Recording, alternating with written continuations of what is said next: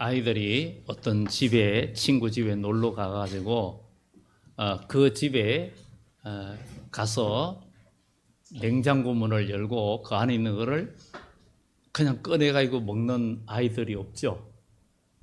그 친구가 그 집 아들이나 딸이 문을 열고 꺼내주면 이거 먹으라 하면 애들이 먹죠.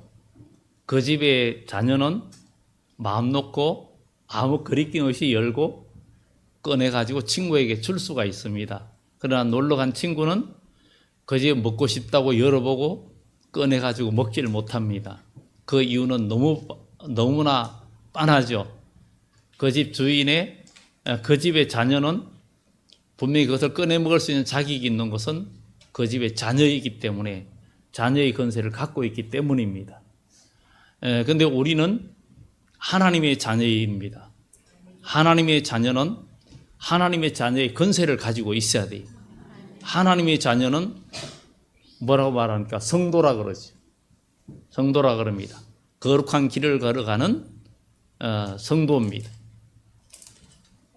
과거에 저희 부친이 저희 어머님이 돌아가셨을 때 그 장례식장에 저희 어머님을 어머님 이름 뒤에다가 성도라고 써놨어요. 제가 성도라고 썼어요. 그러니까 다른 분이 아니 사모라고 쓰든지 아니면 권사님이라고도 쓰든지 그래야지 왜 성도라고 썼냐고. 그래서 그 이름보다도 저희 아버지가 부친이 목회자였고 목사님이었는데 따로 직분이 없고 그래 사모라 쓰는 것보다는 하나님의 거룩한 길을 가는 성도가 더 좋고 더 멋있어 보이고 더 은혜로워서 성도라고 썼다. 그렇게 얘기를 했어요. 사람들이 교회 다니면서 직분 못 받았을 때, 안 받았을 때 나는 성도뿐이야. 성도 아직 집사 직분 못 받았어. 이렇게 말하기도 하는데 결코 아무 문제가 없습니다. 직분은 일하라고 준 거지.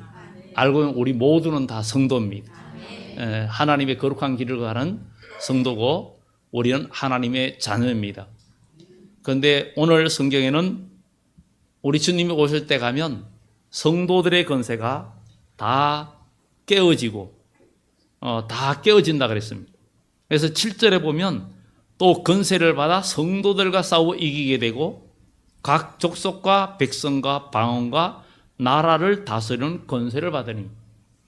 그러니까 우리 주님이 오실 때가 되면 세상 나라가 완전히 어둠의 마귀의 장악을 당해서, 물론 이 세상은 계속 악한 마귀 권세 아래 놓여 있습니다. 그래서 오늘 이 본문에 바다에서 한 짐승이 나오는데 뿔이 10이요 머리가 7이라.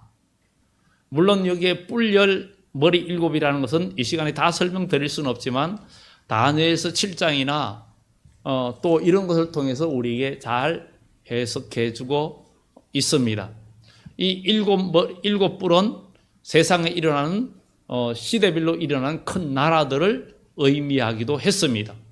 다니엘서의 환상 큰 신상에 관한 이야기 이때에도 바로 큰 신상, 거기에 금머리는 바벨론, 또 양팔과 가슴 위는 은은 메데파사, 그리고 그 아래 동은 그 알렉산더 제국의 그 헬라 제국, 그리고 그 아래는 한쪽은 진흙이고 한쪽은 철이고 이 둘이 심판 때까지 섞이지 못할 것이다.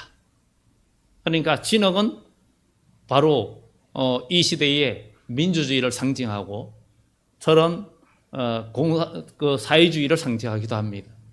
그런데 둘이 영원히 섞이지 않는다는 거예요. 언제까지? 심판날까지.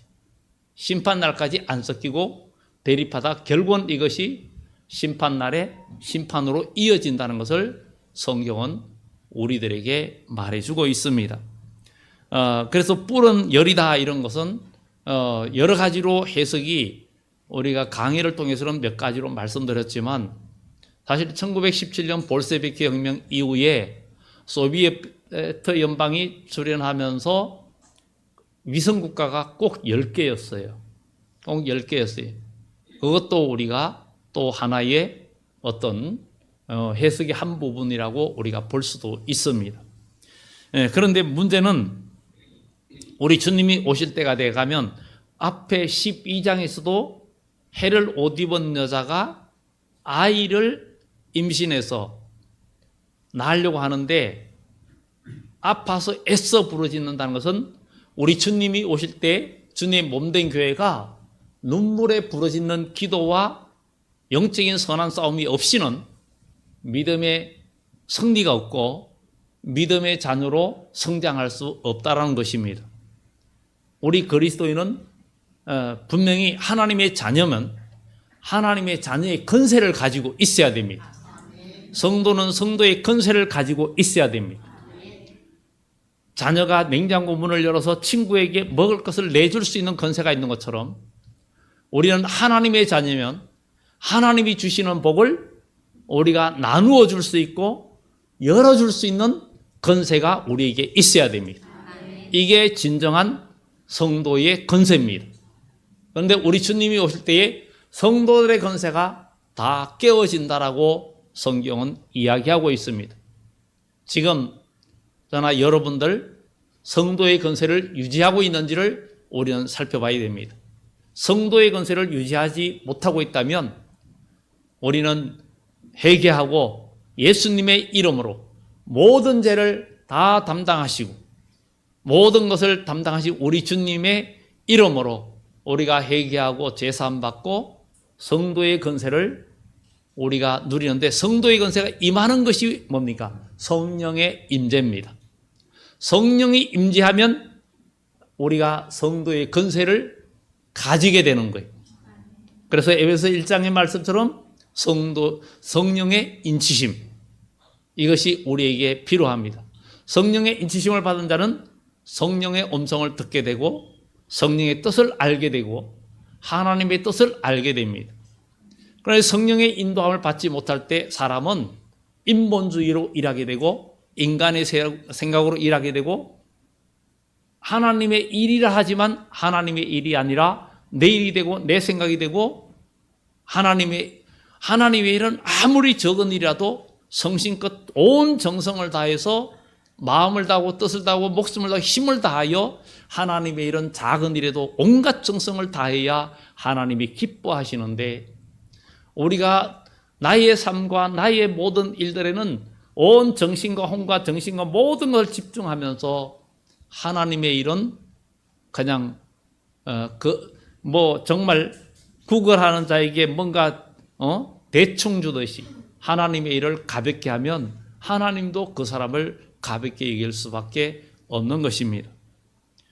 우리 주님이 오실 때 성도들의 건세가 다 깨어진다 그랬는데 과연 오늘 여기 계신 여러분들은 성도의 건세를 지금 유지하고 있는지 아니면 성도의 건세를 가지고 있는지 아니면 성도의 건세를 가지지 못하고 있는지 이것을 우리가 생각해 보면서 여러분들 모두 성도의 건세는 하나님의 자녀가 되는 건세, 요한복음 1장에 영접하는 자 곧 그 이름을 믿는 자에게는 하나님의 자녀가 되는 건세를 주었다.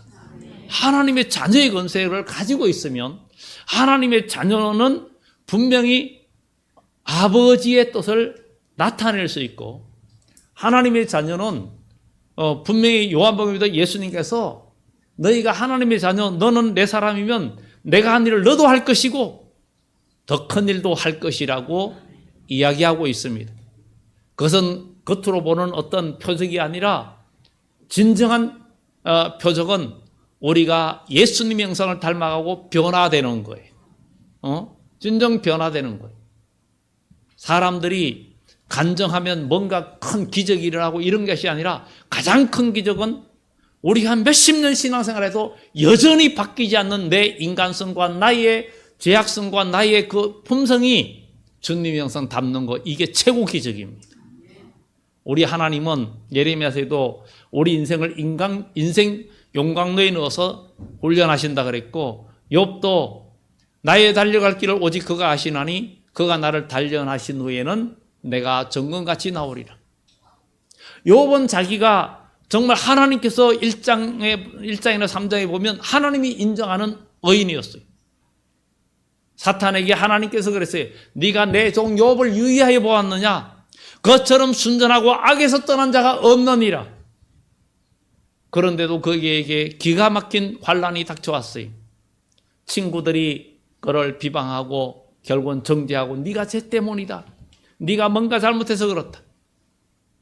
그나마 젊은 엘리후가 등장해서 하나님의 뜻과 뭔가 좀 더 차원 높은 영적인 말을 해도 여전히 욥의 진정한 것을 위로해 주지 못했어요. 그런데 하나님께서 등장해서 욥과 말할 때 그렇게 하나님 것이 인정받는 사람인데도 그가 회개할 일이 있는 것이 드러난 거예요. 그래서 우리는 신앙생활하면서 나는 죄 지은 거 없고 남한테 잘못한 게 없다 그래도 하나님 앞에 서면 우리가 죄인인 걸 알게 되는 거예요. 우리가 아무런 악한 일을 하지 않아도 우리는 다 죄인이었다는 사실을 우리는 기억하고 그 죄인이었다는 사실의 결과는 다 사망 권세 아래 있다는 거예요. 그러나 우리 주 예수님께서 나를 믿는 자는 죽어도 살고 무릇 살아서 나를 믿는 자는 영원히 죽지 아니하리니 이것을 내가 믿느냐 그랬어요. 그러면 우리는 하나님의 자녀인데 성도의 권세가 마지막 때에 다 깨어진다 그랬는데 다니엘서 12장에는 그때의 내 민족을 호위하는 대군 미가엘이 일어날 것이요 또 개국 이래로 없던 환란이 이 땅에 올 것이라 그랬어요. 그때에 대군 미가엘이 일어나서 보호해 주는데 그때에 대군 미가엘이 일어나서 보호하는데 내 백성 중에 책에 기록된 모든 자가 구원받을 것이라고 이야기합니다. 책에 기록된 자. 그 책은 생명책을 말합니다. 생명책에 기록되지 못한 자는 다 멸망한다는 것을 이야기해 주고 있습니다. 그래서 오늘 본문에도 8절에 죽임을 당한 어린 양의 생명책에 장세 이후로 그 이름이 기록되지 못하고 이 땅에 사는 자는 다 짐승에게 경배한다는 거예요. 그러니까 우리 주님이 오실 때에 결국은 짐승에게 경배한다 그러는데 그럼 이 짐승이 뭐냐 이거죠. 오늘 본문의 1절에 보면은 내가 보니 바다에서 한 짐승이 나왔다 그랬어요. 바다는 세상을 의미하고 바다는 풍랑이 일어나고 요동칩니다. 무섭습니다. 환란이 있습니다. 그러니까 요란한 세상을 말하는데 우리 주님이 오실 때 세상은 크게 요동한다는 거죠. 요동하고 온 세상에 환란이 있고 누가 보면도 세상의 환란으로 인하여 그 당할 일을 생각하고 사람들이 기절하고 얼굴이 하얘진다 그랬어요. 지금은 세상에 전쟁도 많이 있고 러시아와 우크라이나 전쟁도 러시아는 끝낼 생각이 없죠. 물론 성경의 창세기를 보면 또 선지서를 보면 예레미야나 에스겔서를 보면 그 창세기에서 인구가 사방으로 퍼져나가면서 그 나가면서 각 족속들의 분포가 또 그들의 미래를 성경은 이야기해줘요.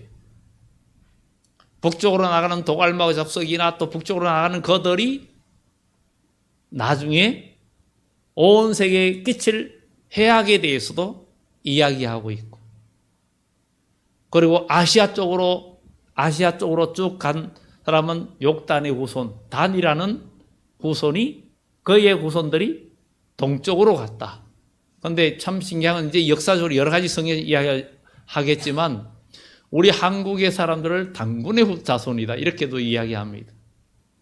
여러 가지 역사적인 흐름들, 이 성경을 알면 세계 역사의 인구 분포와 또 미래가 보여지는 그런 일들을 우리는 성경을 통해서 보게 됩니다.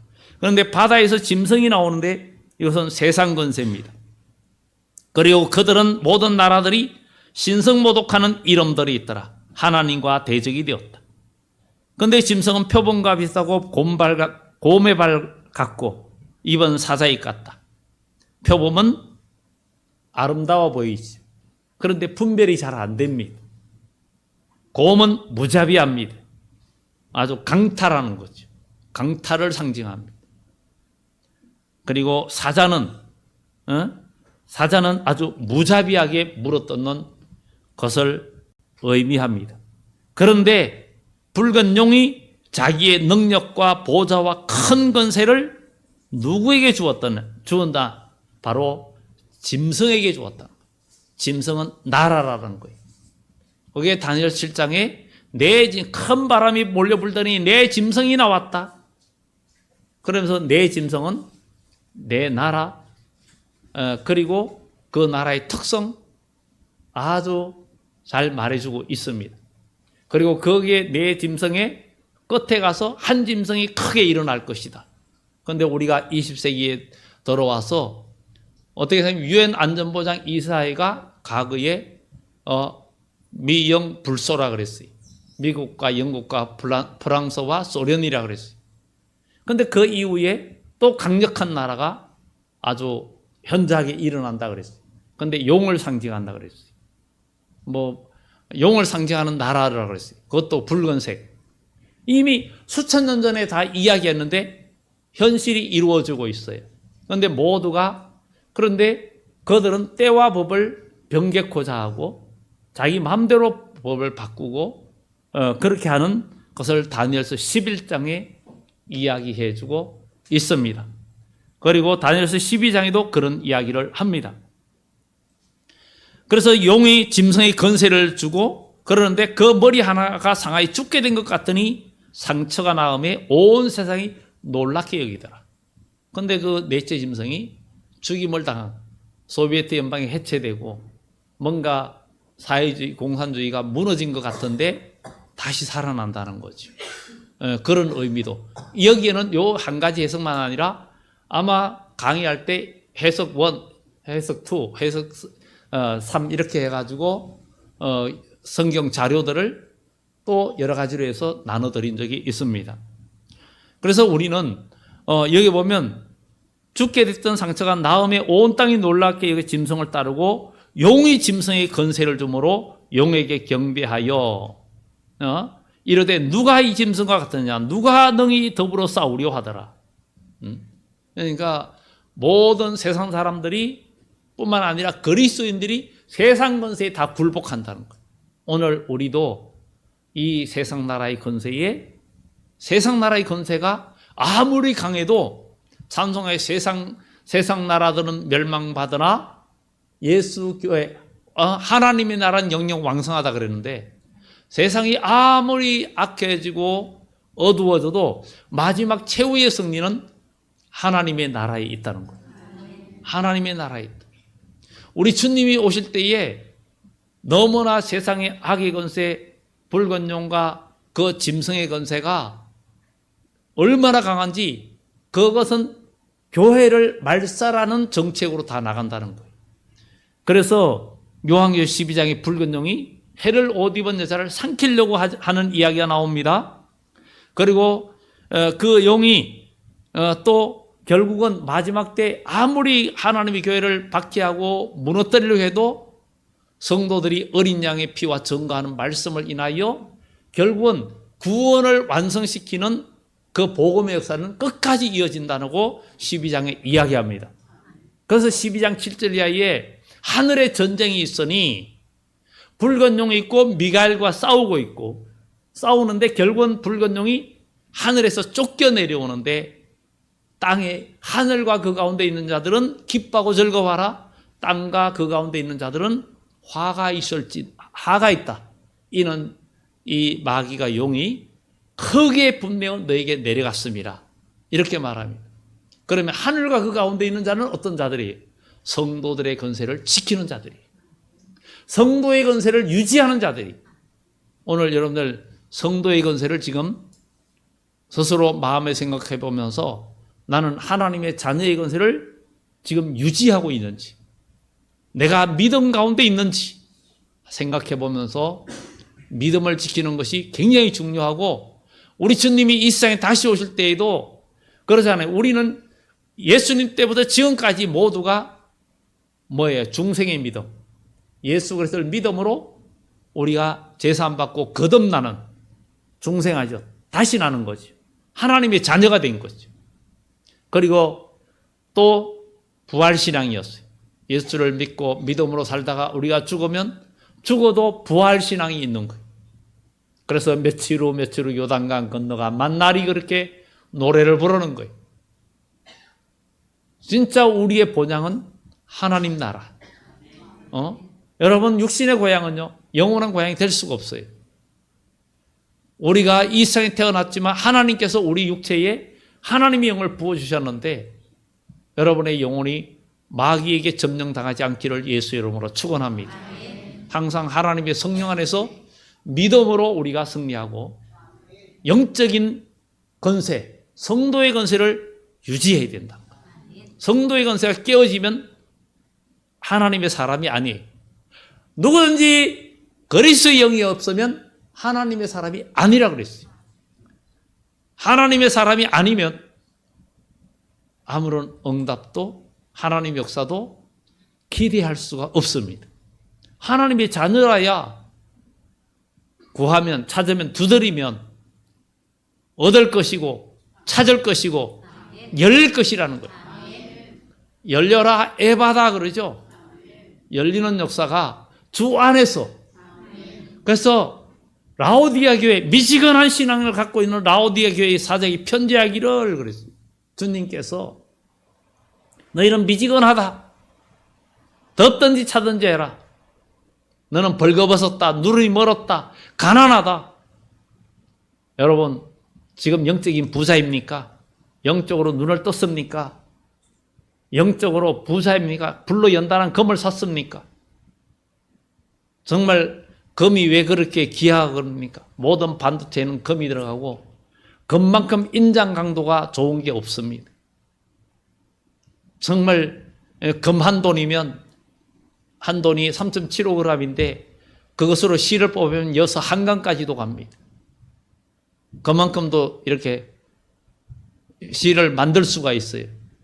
그러나 콧김에도 끊어지겠죠. 너무 가늘어서. 눈에 안 보이겠죠.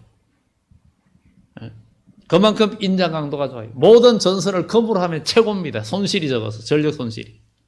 근데 금으로 하면 그게 되겠어요. 그럼 할 수가 없죠. 그러니까 동으로 하는 거예요. 근데 동도 비싸잖아요. 동도 비싸요. 아주 전기가 잘 전달됩니다. 요즘은 하도 번개 이런 기상이변이 많아서 그 시골교회나 이런 데다가 피레침을 달려고 제가 피레침을 어쨌든 2개를 구입해 놓고 이제 시간 나면 가서 올 장마철이 오기 전에 시골에 있는 교회나 그런 데다가 이제 피레침을 설치하려고 준비를 해 놨습니다. 이제 날 잡아가지고. 왜냐하면 너무나 이렇게 인도 같은 데는 번개로 인해서 몇 수백 명이 죽잖아요. 그리고 화재도 일어나잖아요. 그러니까 낙뢰가 내리면은 그냥 그것을 흡수해 가지고 땅속으로 사라지게 하기 위해서. 그래서 여러분들 건물이나 전자제품에 보면 다 어스가 있어요. 초록색으로 된 선으로 주로 표시하죠. 그것을 내야 감전도 막을 수가 있습니다. 예, 그런데 자, 이렇게 우리는 오늘 이 마지막 때에 우리는 성도들의 건세를 가져야 되는데 용의 짐승의 건세를 주므로 모두가 그를 따르면서 누가 능히 더불어 싸우리오 하는데 이 짐승이 과장되고 6절에 5절에 보면 신성 모독하는 말을 하는 입을 받고 42달 동안 일할 건세를 받으니라. 42달, 여기에 말하는 42달은 우리는 다니엘서 9장에 보면 70일의 이야기가 나옵니다. 70일의 중에 7일회와 62일회가 또 나오고 그 다음에 마지막 한 일에는 종말에 있을 이야기인데 그게 바로 여러분들이 많이 듣고 하던 7년 환란이라는 얘기예요. 근데 7년 환란을 구체적으로 전 3년 반과 후 3년 반으로 나누고 그 여기에 말하는 42달은 후 3년 반을 이야기합니다. 그러니까 우리 주님이 오실 때에 전 3년 반은 큰 환란은 있지만 성도들의 마지막 구원이 되어지는 알곡이 모아지는 때, 주님이 말하는 성경에 말하는 알곡을 거두는 때를 말합니다. 그리고 42달은 성도들의 42달은 보호받는 하나님의 성도들이 고난과 역경 속에서 다시 오시는 주님을 맞이하기 위한, 그래서 요한계시록 12장에 한때 두때 반때를 양육받는다 이렇게 말합니다. 양육받는다. 그래서 요한계시록 12장 14절에 13절 14절에 용이 자기가 땅으로 내쫓긴 것을 보고 남자를 낳은 여자를 박해하는지라 그 여자가 큰 독수리의 두 날개로, 큰 독수리의 두 날개에서는 성령 충만함을 상징합니다. 바다 광야 자기 곳으로 가서 거기서 뱀의 낯을 피하여, 뱀은 뭐예요? 마귀를 상징하죠. 한때 두때 반때를 양육받음에, 양육받는 것이 바로 후사년반 고난과 역경을 통해서 다시 오시는 주님을 살아서 영접하는 그 때를 준비되는 때. 그래서 주님이 이 세상에 다시 올 때는 죄가를 떠나는 자에게 이 말이라 성경에 말해죠. 그러면 성도의 완전한 건세를 유지하고 죄와 상관이 없고 죄와 멀어지는 자가 구원을 얻는다는 거예요. 우리는 죄와 싸우는데 히브리서에 너희가 죄와 싸우되 피 흘리기까지라는 거예요. 오죽하면 예수님께서 너희 눈이 범죄하면 눈을 빼버려라. 너희 손이 범죄하면 손을 잘라라. 그렇다고 정말 자르지 마세요. 그만큼 우리 주님께서 죄는 철저히 끊어야 된다는 거예요. 우리는 신앙생활을 그냥 종교인처럼 해서는 안 됩니다. 우리는 살아계신 하나님을 예수 그리스도로 말미암아 우리가 구원받고 믿고 체험하는 기독교인들입니다. 기독교는 체험의 종교예요. 하나님의 은혜는 받은 자만이 알고 체험하지 못한 자는 알 수가 없어요.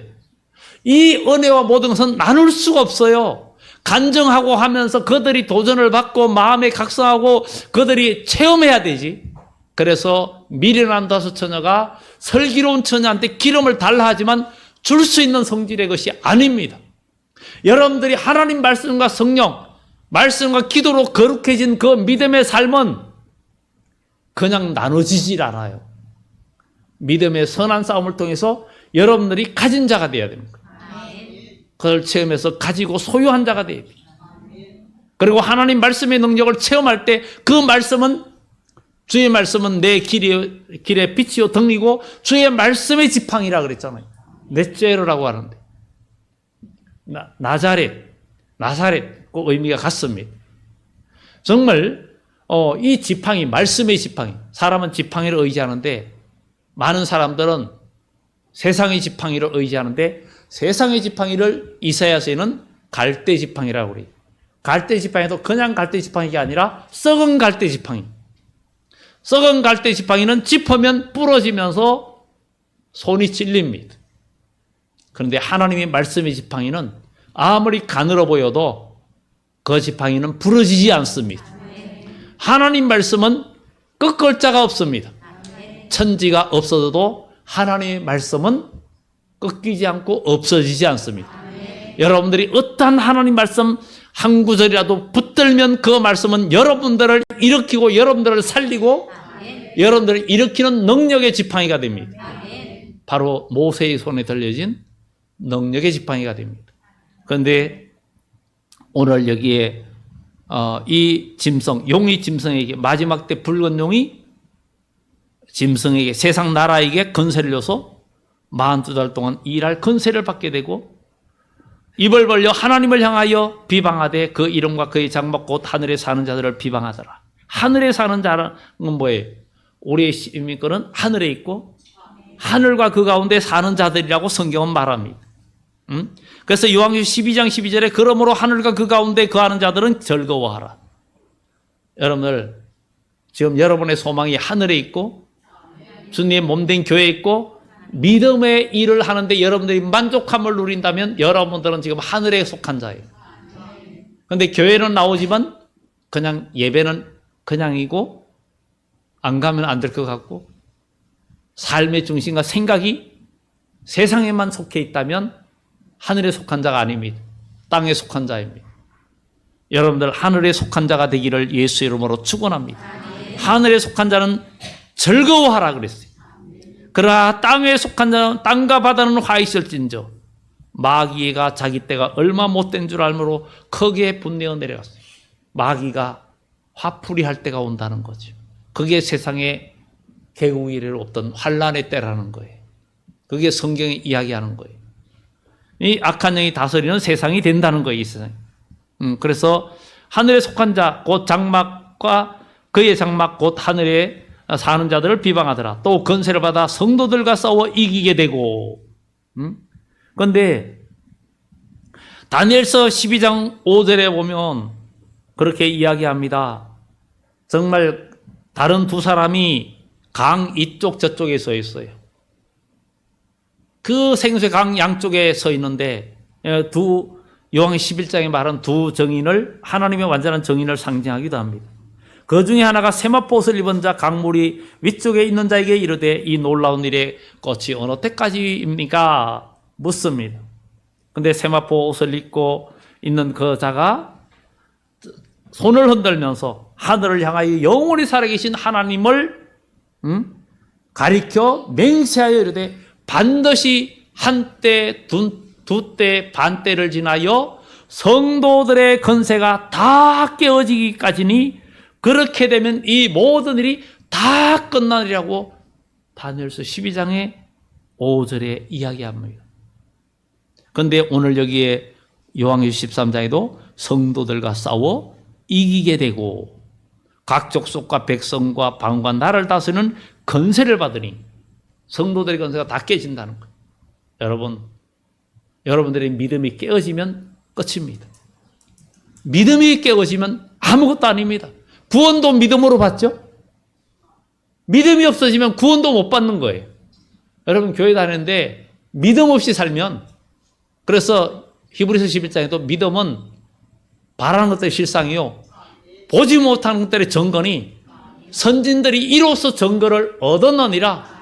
하나님께 나아간 자는 그가 반드시 계신 것과 자기를 믿는 자들에게 상 주시는 이심을 믿어야 한다.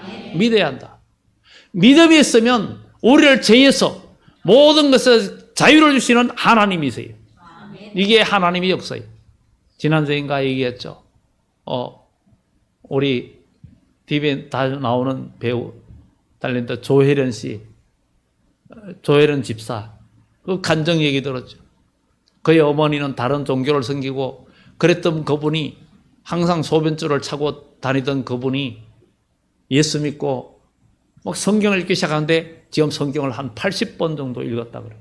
그런데 성경 4번 읽었는데 혜련아 나 뽑았어 그랬다 그랬죠. 뭘 뽑았어요? 소변줄 뽑았어. 몸에 건강이 왔다는 거예요. 하나님 말씀을 지키면서 말씀을 가까이 하고 기도하면서 나가는데 미국 가면서도 그걸 다 달고 다니던 사람이 그걸 다 뽑고 건강해져 가지고 거기로 해마다 성경을 읽고 기도하고 그러면서 지금 80대가 됐는데도 건강을 찾고, 그래 동영상까지 그쪽에 이렇게 보여주더라고. 수원중앙침례교회 입당 예배 드릴 때 갔더니 그분이 간증하는 시간이었어요. 간증하는데 이제 그 목사님들, 그 또 우리 친구 부목사가 또 거기 있기 때문에 갔었는데, 또 어쩌다가 또 클로즈업이 저희 둘이 돼가지고 주보의 표지에 또 우리가 나왔어요. 그러나 친구 목사가 전화가 왔어요. 축하한다고. 그래서 제가 그랬죠. 우리가 잘생겨서 우리를 찍어줬나 보다고 그랬어요. 어쨌든, 여러분들의 믿음이 깨어지면 끝입니다. 성도의 건세가 다 깨어진다 그랬어요. 깨어지기까지. 지금 세상은 앞으로 이 세상은 붉은 용이 세상에 건세를 줘가지고 모두가 입 하나 손에 표밖에 하는 그런 상황이 앞으로 온다 그랬어요. 우리는 믿음을 이런 일에 우리 성도들이 끝까지 믿음으로 싸워서 나가야 되는데, 여기에 보면 정돌과 싸워 이기게 되고 각 족속과 백성과 방과 나라를 다루는 건세를 받으니 죽임을 당한 어린 양의 생명책에 장세 이후로 이름이 기록되지 못하고 이 땅에 사는 자들은 그 짐승이 경배하리라. 그런데 우리는 서신서에 보면 하나님 말씀을 지키고 고난받는 사람들 이야기하면서 그 이름이 생명책에 있느니라. 그 이름이 생명책에 있느니라. 여러분들이 하나님의 선을 위해서 하나님의 일은 작은 것 하나도 성실껏 해야 되고 우리가 모든 일에 최선을 다해야 됩니다. 여러분들이 집에서 작은 일 하나도 얼마나 성실껏 합니까? 청소를 해도 구석구석 닦고 그러잖아요. 근데 하나님의 일은 그냥 대충 하면 안 됩니다. 하나님의 일은 여러분들의 지혜의 일보다 더 열심히, 더 충성스럽게 해야 돼요. 하나님은 우리의 마음을 보십니다. 교회의 머리는 주님이십니다. 주님의 명령에 복종하는 자가 돼야 됩니다. 그리고 이제 그 다음에 보면 다 경배하는데 누구든지 귀가 있는 자는 들으라. 귀가 있는 자는 들으라는 거예요. 이 귀는 성령이 교회되게 하는 말씀을 들을 수 있는 영적인 귀가 열려져야 된다고 이야기하고 있습니다. 마지막 때 귀가 있어서 들어야 된다. 모두가 마귀에게 사로잡혀가는 때 요한계시록 2장 3장에는 7번이나 귀가 있는 자는 성령의 교회들이 한 말을 들어라. 우리는 그러면서 사로잡힐 자는 사로잡혀갈 것이요. 여러분들 마음이 어둠과 세상 정욕과 세상 문화에 사로잡혀 있으면 그것으로 끝납니다. 우리는 예수님께 잡힌 자가 되고 사도행전의 20장에도 오직 성령이 각성해서 환난과 결박이 나를 기다린다 하시나 주 예수께 받은 사명 곧 하나님의 은혜의 복음을 전거하는 일을 하기 위해서는 나의 생명도 조금도 귀한 것으로 여기지 아니한다고 바울이 고백한 것처럼 여러분들의 중심이 성전 중심이 돼야 되고 성도의 믿음의 삶이 돼야 되고 이렇게 돼야 된다. 여러분들 칼에 죽을 자는 마땅히 칼에 죽을 것이니 여러분 이 칼은 그냥 칼이 아니에요. 성경에는 말씀의 칼을 의미합니다. 예수님의 입에서 이양금이 나오는데 예수님의 입에서 나오는 이양금은 사람을 살리고 죄를 물리치는 검이지만 의사의 칼입니다. 그런데 마귀의 칼은 남을 죽이는 칼이에요. 여러분들이 지금 하는 말이 남에게 상처를 주고 남을 무너뜨리는 입을 벌린다면 여러분들의 입은 어둠의 권세의 입에 이용당하고 있지만 예수님의 입에서는 은혜로운 말이 나오는 것처럼 여러분들의 입에서는 은혜로운 말이 나오고 남을 살리는 말이 나와서 모두가 사는 여러분들이어서 이제 성도들의 권세가 유지되고 앞으로 어둠의 권세는 온 세상을 지배하는데 여러분들 마지막까지 믿음을 지킬 수 있는 신앙의 승리자가 되어지는 축복이 있기를 예수 이름으로 축원합니다. 기도드립니다.